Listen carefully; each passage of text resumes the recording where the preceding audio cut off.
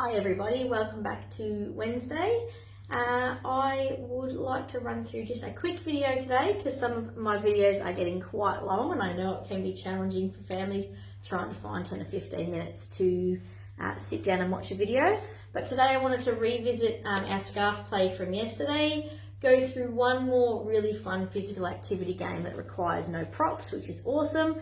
And then just a little threading activity for something, another idea that you can do at home that's relatively cheap and accessible. So starting off with the scarves, or as our hanky scarf as we're going, I just wanted to run through a couple of songs that not only would I use for this, I'd use for lots of, different scenarios around the home. It's just, that little ditty that sort of gets caught in it. Yeah, so the first one is Everybody Do This, and a lot of people will be familiar with this song from your own childhood, and it's really easy to use across all sorts of ideas. But scarves, nice easy one, so I'll show you how it would go.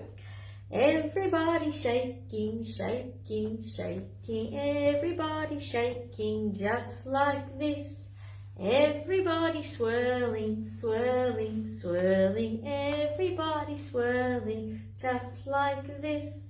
Everybody catching, catching, catching, everybody catching just like this.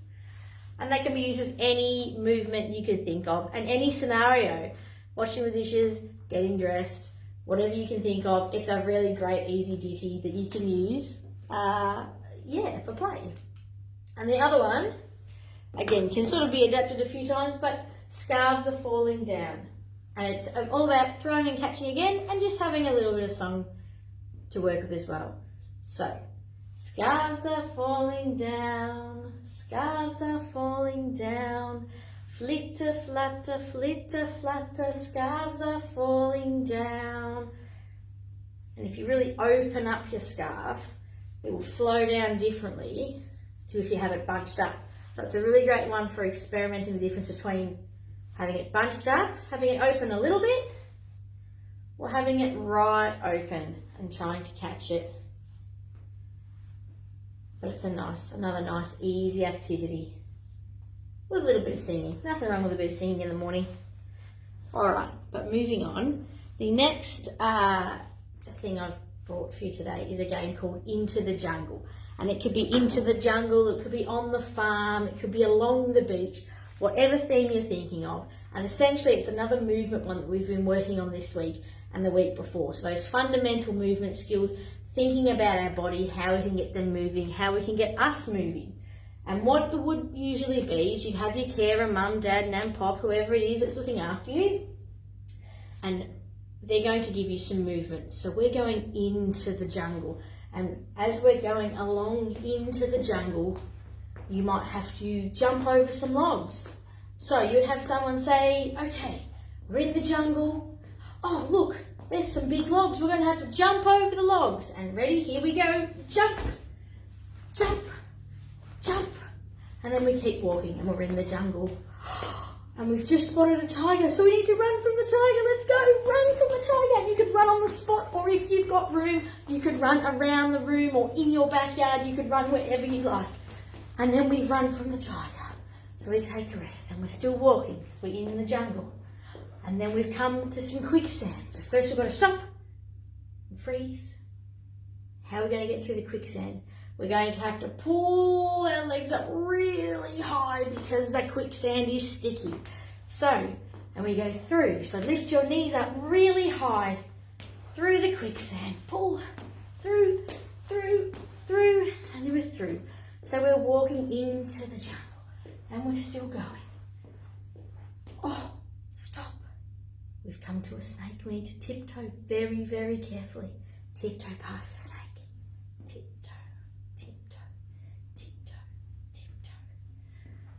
And so on and so forth. So that is an example of how we would play into the jungle. You might go along the farm. You might go for a walk along the beach and have to go for a swim. Or wave to the lifeguard. Lots of different ideas that you could do there. And again, as a parent or as a carer, if you're giving them the ideas, the children can work together to come up with how they're going to do those actions in the activity that you've set. Great one for the backyard if you're sitting down having a cup of tea inside. Use it wherever you want to. Yeah, nice, quick, easy activity. And finishing up, this one is one of my personal favourites that I like to do at home. Just a basic threading activity. And this is, I suppose, an idea that I've put out there because it's something you need to build up over time. So a nice store of different bits and pieces that you can have and use to when you need. So at my place, I actually have a little box and it's called the craft box.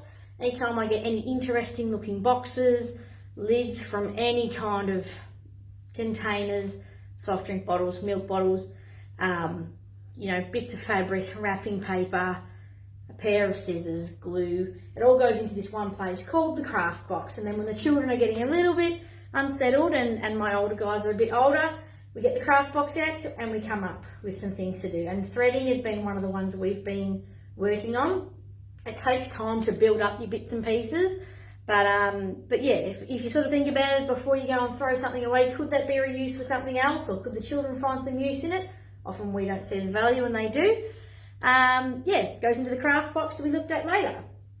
So what we're doing today, or my example and what's sort of come out of my craft box at home, bit of string, and we'll just do some threading. Obviously this works better for your children sort of 2 years and above that are able to sit and thread, but even children a lot younger, if you sit there with items with bigger holes, they'll be able to have a go too. So what I've pulled out of my craft box today for some threading ideas: patty pans, nice easy one. Lids, so as I was saying, that I think that was off a gravy. Milk lids, and all I've done is just sat there with a pair of scissors and just poked some holes in them. If you had older children, they could help you do it, but it is a little bit tricky, so I sort of pre-prepare that. Bits of old wrapping paper with holes in them. I found some shells that already had holes in them, so perfect. Some beads as well, and these are obviously small, so you want to use them for your older children. And you know, they were something that I bought ages ago and sort of the leftovers, but you definitely don't need that. And my other good find was some packing peanuts. So thanks to staying home and social isolating, I've been doing some shopping online and getting lots and lots of packing peanuts. So heaps of things you can do with these, but a nice easy one again. I've just poked holes in those. You can do some threading. And this was like an old children's lei, a dress up. It already had holes in it, it had been broken. So instead of throwing it in the bin, I actually pulled it apart and kept the flowers. And you can do some threading with those. So really easy. Again, this is just a bit of wool, which would, you know, but it could be a bit of string, bit of twine, whatever you've got going. It doesn't have to be anything in particular. I mean, the children love to sit down and have the experience. It's more about the experience than what it looks like. And as soon as you say, oh, you can make a bracelet or a necklace, or if they don't particularly want it for them, there's usually someone they can think of. Maybe they could make it and post it off to someone that they haven't been able to see at the moment. Yeah, they usually get involved. And then it is just a matter of obviously threading it on. So we've got our flower, lids of all different sizes. Lids I love, like they take a while to collect, you know, unless you're going through a heap of items, but they are fantastic and you can do all sorts of stuff. You can sort with them, count them. Lids, what else have we got? Patty pan. Now again, if the children are older, they can make the holes themselves. If not, it's easy enough to just pre-prepare all this and have it sat there. Patty pans, wrapping paper. So again, you know, the offcuts of when you're making or, you know, wrapping a gift and you get those bits left over, keep them. Or if you get some really nice wrapping paper gifted to you, keep that as well. I know it's a pain sometimes keeping all the bits and pieces, but every once in a while it comes in handy and you're so thankful. Packing peanuts. But yeah, so I suppose a little take home activity in terms of having a think about, you know, what things you use, what things you could actually start keeping. Get the children involved as well, you know, have them thinking about, you know, if they have the job of taking the recycling out, well, before they do go through, is there anything we can use or keep, save for later? Pinterest is another great resource, or if you've got something, whole heap of paper plates, for example, if you type in paper plate craft, that'll bring up more ideas than you could ever possibly think of. So sometimes it's a matter of you've actually got some stuff and you're not sure what to do with it. There are plenty of websites that can come up with ideas for you, which is really handy as well. So as you can see, quite quickly, we've got a nice little threading going on that we can then turn into whatever we like. I mean, you don't have to keep it. The children might not want to thread it and then keep it as a necklace or send it off. They might just want to actually go through the process of threading it and pulling it back off, and that's okay too. But yeah, I'm not sure whether I've succeeded in keeping my video a little bit shorter, but they're just a couple of quick ideas that you can use this week or next week. We would absolutely love to see some photos or videos from you guys using some of the material that we've popped up, or material from the packs that we sent out.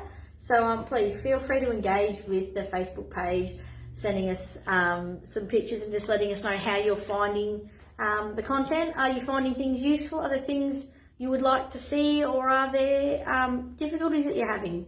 Let us know so we can continue to improve. We're having an absolute ball being able to deliver this content virtually. And yeah, hope we continue to grab your attention in the coming weeks.